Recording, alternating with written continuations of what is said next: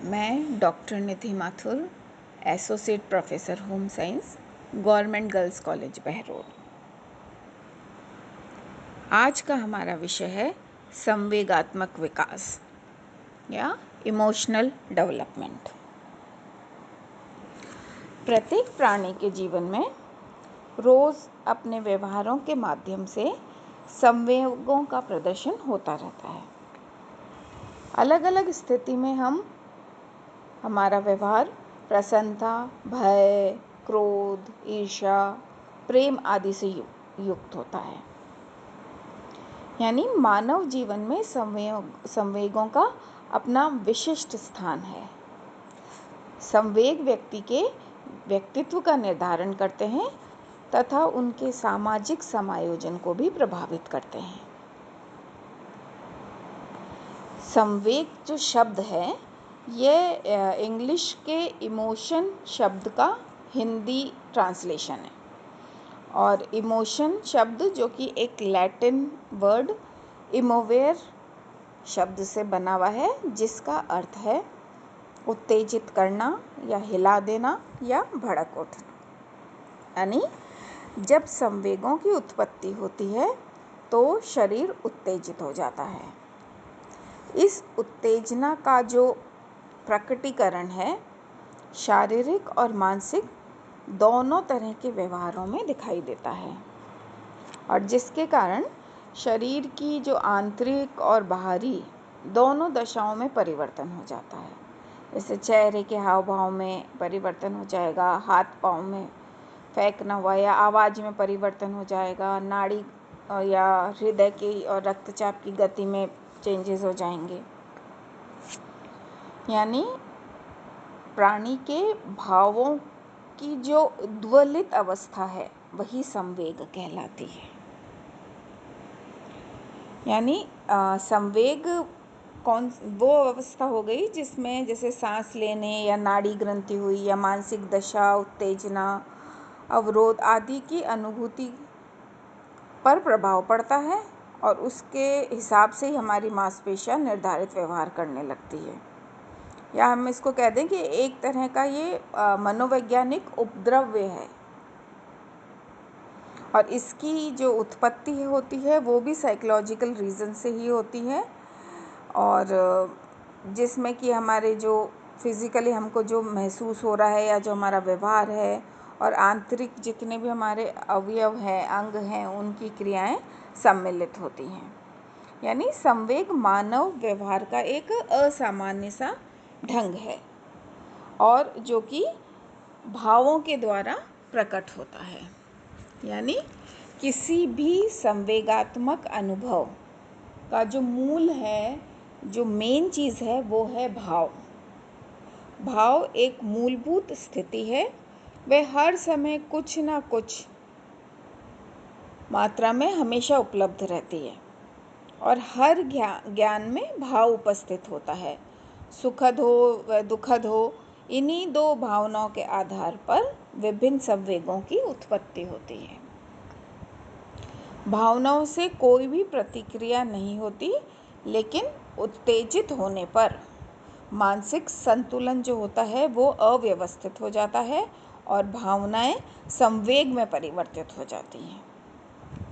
यानी इस प्रकार जो संवेग है वो अधिक गहन व उत्तेजित, सुखद अथवा दुखद भावनाएं हैं जो कि मानसिक संतुलन को अव्यवस्थित करने में सक्षम होते हैं।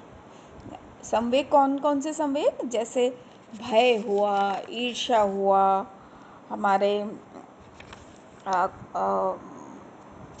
और भी कई तरह के इमोशंस होते हैं, जैसे एंग्जाइटी हुआ। अगर हम पॉजिटिव इमोशन की बात करें तो उसके अंदर खुशी हुई, प्रसन्नता हुई, है ना, या जॉय हुआ, अफेक्शन हुआ, है ना, प्रफुल्लता हुई, ये सारी चीज़ें, जिज्ञासा, ये सारी चीज़ें क्या है? संवेग होते हैं। अलग अलग प्रकार के संवेग होते हैं।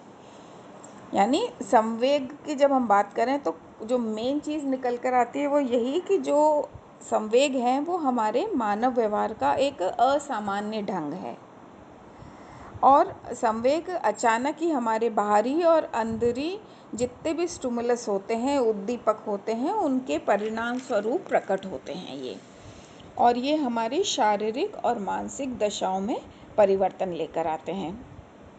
और संवेग की स्थिति में हमारी जो शारीरिक क्रिया में कुछ व्यवहारिक परिवर्तन आते हैं, बिहेवियरल चेंजेस आ जाते हैं। जैसे अगर हमको क्रोध आ रहा होगा तो कई बार हमारे चेहरे के हाव भाव बदल जाएंगे, आवाज़ में परिवर्तन हो जाएगा, अंदर में हमारी हार्ट बीट बढ़ जाएगी या हमारा ब्लड प्रेशर बढ़ जाएगा। इस तरह से कुछ ना कुछ परिवर्तन ज़रूर होता है। तो यानी जो संवेगों का जो प्रकटीकरण है वो दो दशाओं में होता है, आंतरिक दशाओं में और बाहरी दशाओं में। जो बाहरी शारीरिक दशाएं हैं उसमें शरीर की जो बाहरी दशा है उसमें परिवर्तन आ जाता है, जैसे चेहरे के हाव भाव में बदलना। हम अगर बहुत ज़्यादा खुश होते हैं तो वो भी हमारे चेहरे से पता लग जाता है, हम बहुत ज़्यादा गुस्से में हैं, क्रोध में हैं या दुख में हैं तो भी हमारे चेहरे से पता लग जाता है ना। चेहरे के हाव भाव में बदलाव हो जाता है, आवाज़ या स्वर में बदल जाते। जैसे हम जब क्रोधित होते हैं तो हमारी आवाज़ बहुत तेज़ हो जाती है, या हम रो रहे होते हैं तो कई बार हमारी आवाज़ नहीं निकलती है ना। हाथ पाँव की क्रियाशीलता बढ़ जाती है जब हम संवेगात्मक अवस्था में होते हैं, आंखें लाल हो जाती है, शरीर कांपने लग जाता है, कई बार आंखों से आंसू आने लग जाते हैं। ऐसे बाहरी रूप में कई तरह से हमारे संवेग की दशाएं प्रकट होती है। इसी तरह से आंतरिक शारीरिक दशाएं भी प्रकट होती है। जैसे बहुत सारी, जैसे रक्तचाप हुआ, बढ़ जाता है या घट जाता है, नाड़ी गति में भी परिवर्तन हो जाता है, इवन जो श्वास गति में भी परिवर्तन होने लग जाता है, सांस कम ज़्यादा हो जाती है। और हमारी जितनी भी इंटरनल एंडोक्राइन ग्लैंड्स हैं, अंतरस्रावी ग्रंथियां हैं या हमारी डाइजेस्टिव ग्लैंड्स हैं, इनकी जैसे हम बहुत कई बार क्रोध में होते हैं, गुस्से में होते हैं या कोई ईर्ष्या का भाव या कोई नेगेटिव इमोशंस हमारे चल रहा होता है तो हमारा डाइजेशन भी बिगड़ जाता है उस अवस्था में, है ना।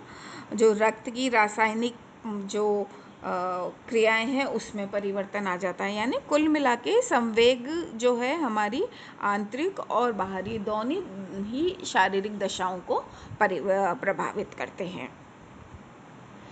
अब हम जब बात करें कि संवेगों की बात कर रहे हैं हम, जो सारे इमोशंस है, चाहे ईर्ष्या हुआ, चाहे प्रेम हुआ, चाहे कोई एंजाइटी हुई या डर हुआ, क्रोध हुआ, या पॉजिटिव में बात कर लें, जॉय हुआ, प्लेजर हुआ, खुशी हुई, प्रसन्नता हुई, प्रफुल्लता हुई, क्यूरोसिटी हुई, ये सारी चीज़ों की हम जब बात करते हैं तो हम पहले इसको समझना चाहेंगे कि ये जो संवेग होते हैं जो कि हर अवस्था में पाए जाते हैं, है ना, और बहुत विकास में बहुत महत्वपूर्ण स्थान रखते हैं ये, है ना।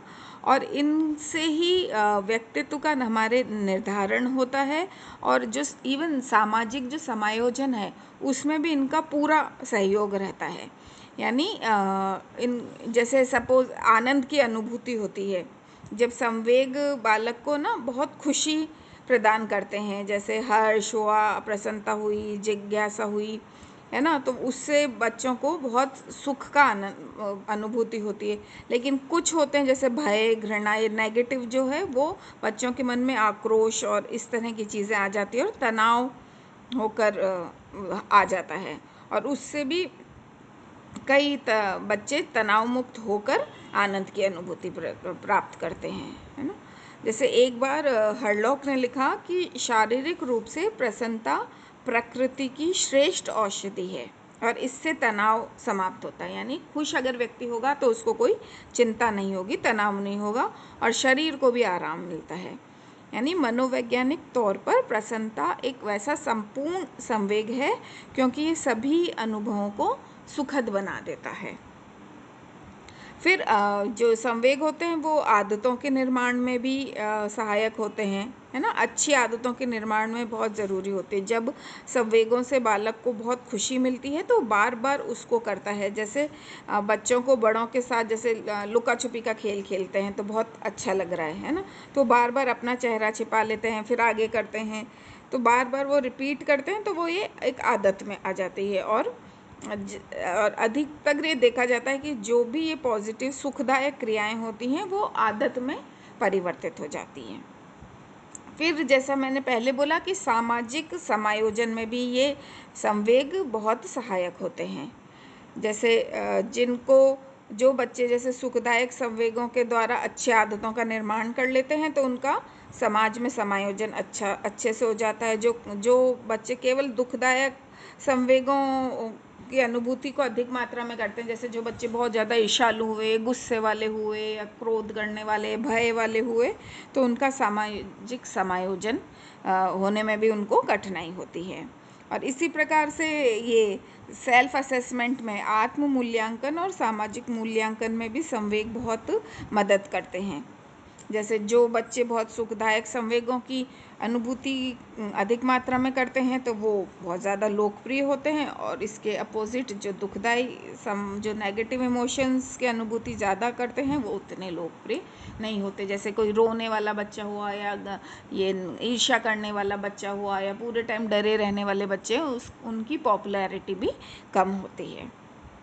यहाँ तक कि जो संवेग होते हैं वो भाषा के विकास में भी बहुत सहायक होते हैं। जैसे संवेग की स्थिति में जो शरीर की क्रियाशीलता होती है वो बढ़ जाती है और वाणी में भी परिवर्तन आता है।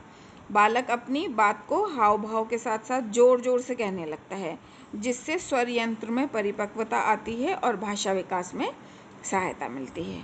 किंतु जो बालक संवेगों के कारण क्रियाशीलता नहीं प्रकट कर पाता, उनमें भाषा संबंधी दोष भी आ जाते हैं।